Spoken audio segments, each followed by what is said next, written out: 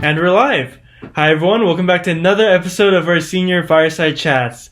Today we're joined by Kevin Casey, and he's actually been on this show before. So, hi Kevin, would you like to say hi to everyone? Hi everyone. Awesome. How are you doing today?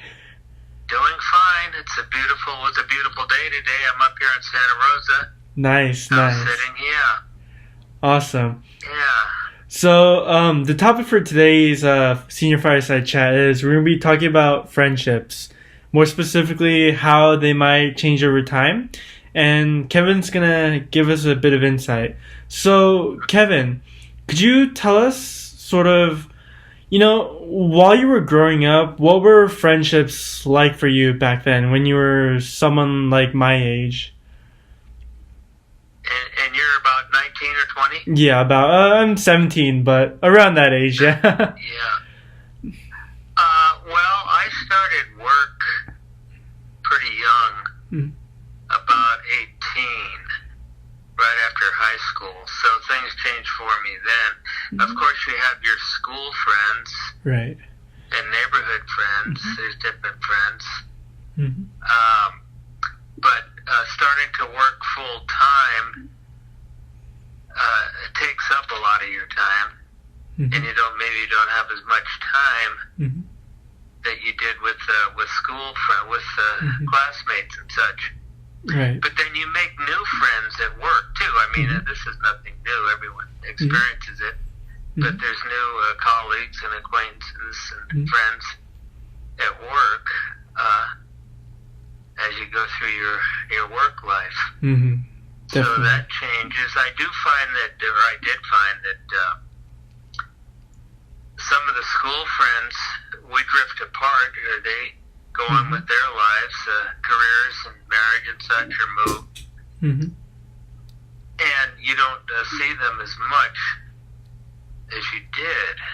I'm not saying the friendships break off. You just don't see your friends as much. Right. But then they have reunions, which is a good thing. Class reunions, you probably haven't experienced that yet, but class reunions are always interesting, and I highly recommend that everyone go to them as they're invited. I've always found it very interesting to see all the people, the former classmates, and how they've grown and aged and changed. It's just very interesting, and it sparks up renewed friendships. That's happened to me. Matter of fact, I get together, except for COVID, we were getting together about 10 or 12 of us every year around December. That's great. For holiday lunch, and we all went to school together, grammar school together, yeah. Nice. So, it changes as you go from school to work. And another interesting thing about friends, like at work, I wanted to mention, and some people know this, other experience it, but when I worked, I was, colleagues in touch with actually scores of people in one regard or another being at work. And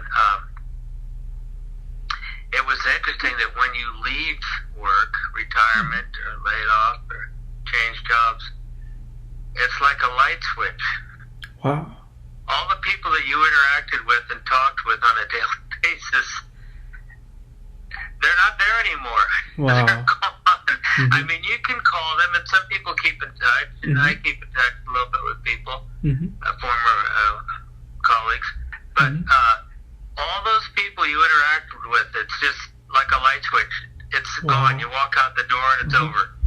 And it's quite an experience, It's a different feeling, because it's a sudden change. It's not a gradual thing. So that's kind of interesting. But, colleagues, they're friends too. Maybe they're not on the same level as a close friend that you have, but they can be very good friends too. So there's that experience. But what are some of the other questions? Yeah, I know you talked about how once you start work, you can meet with your colleagues and they sometimes sort of become your friends. I had this question in mind. So Well, when I was like in middle school or elementary school, when I was a lot younger, sort of the criteria slash value that I was looking for in friends was just someone you played with every day or someone you hung out every day. And that's sort of like the criteria or determining factor of who qualified as your friend. I was just wondering, like, as you grow older and as you reach your age, do you think that does your criteria of who counts as a friend change? And like, is what do you look for in a friend as well? Like, has it changed from when you were younger, or is it the same, would you say? Well, I think it does change. Mm-hmm. I think what changed for me, and I don't know if it changed, maybe it always was, but what I came to realize more was as I got older, the respect that I had for different friends grew. Mm-hmm. As you get to know them and you respect them and you look up to them and you admire them and you appreciate them more. I think when you're younger, you kind of take things for granted. You have friends, you play on the playground and stuff. Definitely. I mean, some of my friends have been, I think, more intelligent than I am. I just, if so, I look up to that. I could tell listening, talking to them, that they're more well-read or more intelligent, and I kind of respect that. I looked up to it, and I appreciate it. I learned from them. You learn things, open new doors, new experiences. So, I've always liked people that, well, of course, they're interesting and intelligent. Right. They can make you laugh, or you feel at ease with them. So, I think it does change. I have more respect and admiration for some of the people that I've become friends with over the years. Yeah, it's quite interesting you should say that, because, like you said, I remember back when I was younger too, and you probably experienced this, but I feel like we just took friendship for granted, and it was just like anyone who I've talked to once automatically counted as a friend.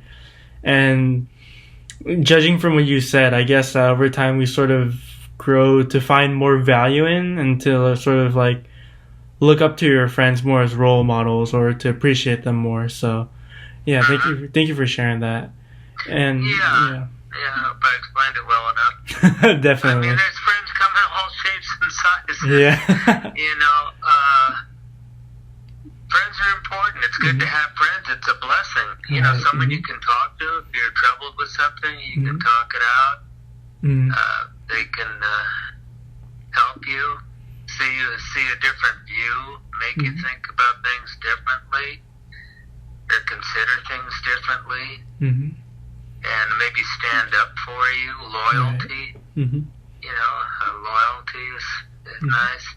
Dependability.